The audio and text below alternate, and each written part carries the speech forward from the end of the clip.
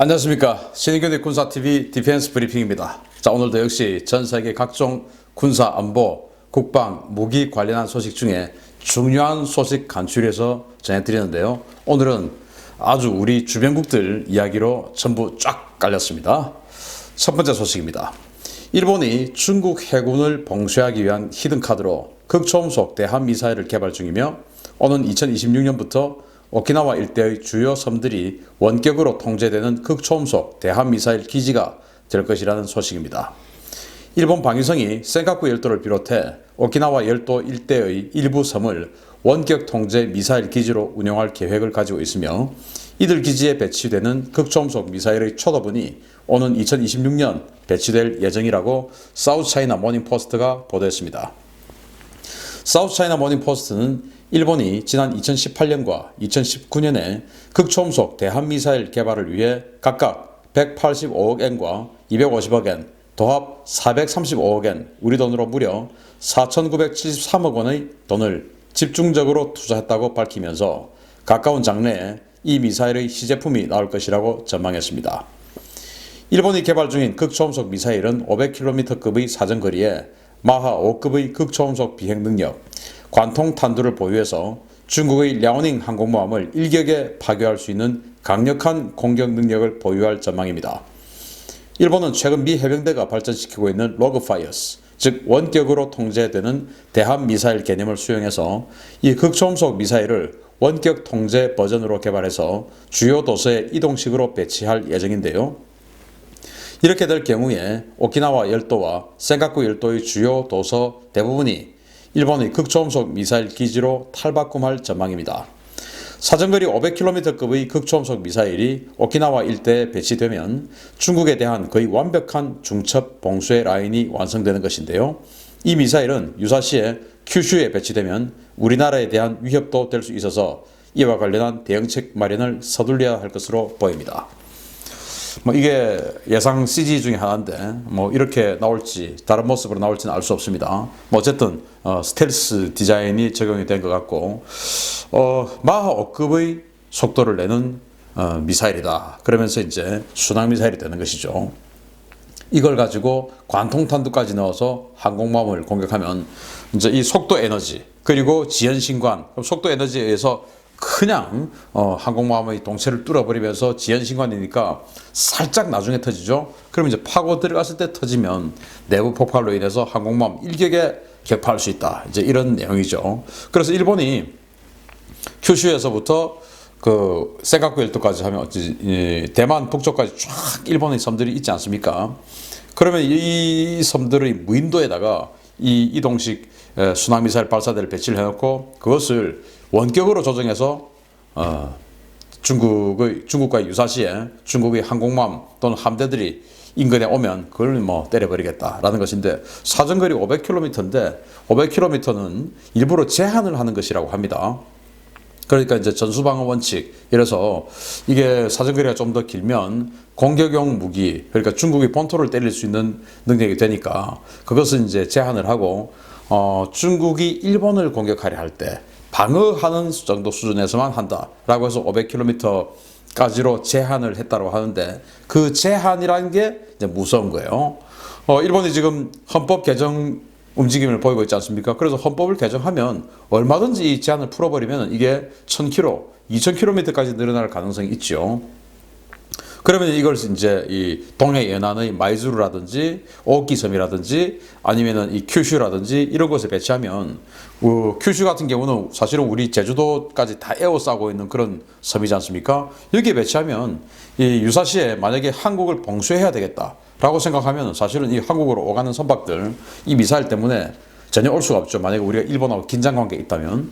그리고 이걸 이제 오키섬이나 이 동해에 있는 섬에 배치를 하게 되면 또 독도 가지고 또 분쟁이 생겼을 때 사실은 굉장히 위험한 상황이 발생할 수 있죠. 그래서 우리가 지금 KDDX 이런 차기 구축함 건조 그 사업에 지금 들어갔고 그리고 이제 이지스 구축함 2차 사업에 지금 들어가 있고 이런 상황인데 이런 극초음속 미사일을 여겨갈 수 있는 시스템 이건 이제 군함 자체만의 능력으로는 이제는 안 돼요. 이것은 협동교전 능력으로만이 해결할 수 있습니다. 그래서 우리도 공군의 조기 경보기 이런 것들하고 해군의 군함들이 협동교전할 수 있는 이런 시스템 빨리 만들지 않으면 나중에 일본에게 정말 좀 굴욕적인 일을 당할 수도 있다라는 그런 우려를 해봅니다. 김영삼 대통령 시절에 정말 능력 안 되면서 일본 코를 납작하게 해주겠다라고 해서 일본 사람들 많이 비웃고 했지 않습니까? 능력이 되면서 인내하고 참는 것과 능력 안 되면서 허풍 떠는 것은 굉장히 큰 차이가 있죠. 그래서 우리가 일본하고는 정말 사이좋게 지내야 될 우방이지만 주변국이라고 하는 것은 언제 무슨 일이 발생할지 모릅니다. 그렇기 때문에 우방국이지만 언제든지 이런 주변국의 이런 무기체계가 발전하는 것에 대해서 우리는 항상 대응 자산 만들어 가야 된다라는 그런 말씀을 좀 드리고 싶습니다. 조금 일본이 중국을 견제하고 하는 것은 긍정적인 일입니다만 이것이 우리에게도 사용될 수 있는 무기이기 때문에 우려스러운 마음을 같이 전해드립니다. 두 번째 소식인데요. 여기 미사일 하나 쫙 솟아오르는 그림이 보입니다. 중국을 겨냥한 미사일입니다. 대만이 중국 베이징을 타격할 수 있는 초음속 순항 미사일 시험 발사에 성공했으며 조만간 양산 체제에 들어간다는 소식입니다. 대만 중산과학원이 개발한 초음속 지대지 순항 미사일 윈펑 시리즈의 최신형이 최근 대만 최남단 지역에서 시험 발사를 성공적으로 마쳤으며 조만간에 양산에 들어간다고 대만 언론들이 28일 일제히 보도했습니다. 이 미사일은 사정거리 1500km 이상으로 램젯 엔진을 이용해서 마하 3 이상의 고속으로 순항할 수 있으며 강력한 탄두를 적용해 타겟을 일격에 파괴할 수 있다고 대만 군 당국은 밝혔습니다. 대만은 다양한 사정거리의 지대지 순항 미사일과 탄도미사일을 대량으로 보유하고 있는데요. 이 미사일은 유사시 중국 공군의 활주로와 탄약고, 베이징의 전략 표적을 타격하는 용도로 준비되고 있습니다. 당초 대만은 유사시에 베이징을 타격하기 위한 수단으로 아음속 순항 미사일인 슝펑2E 미사일을 개발해 배치했으나 중국의 조기 경보기 전략화에 따라 슝펑 시리즈는 생존성이 떨어진다는 판단하에 초음속 미사일인 윈펑 시리즈를 개발해 배치하고 있습니다. 신형 윈펑 미사일이 실전에 배치되면 대만은 유사시에 베이징을 타격할 수 있는 탄도미사일과 순항미사일을 모두 보유하게 되는데요. 이것이 중국에 대한 강력한 억지력으로 작용할 전망입니다. 대만이 이렇게 초음속 순항미사일을 만들었어요. 마하 3. 마하 3으로 날아가서 이게 1500km 사정거리라고 발표했지만 실제로는 2000km를 넘을 수 있다라는 예상도 합니다.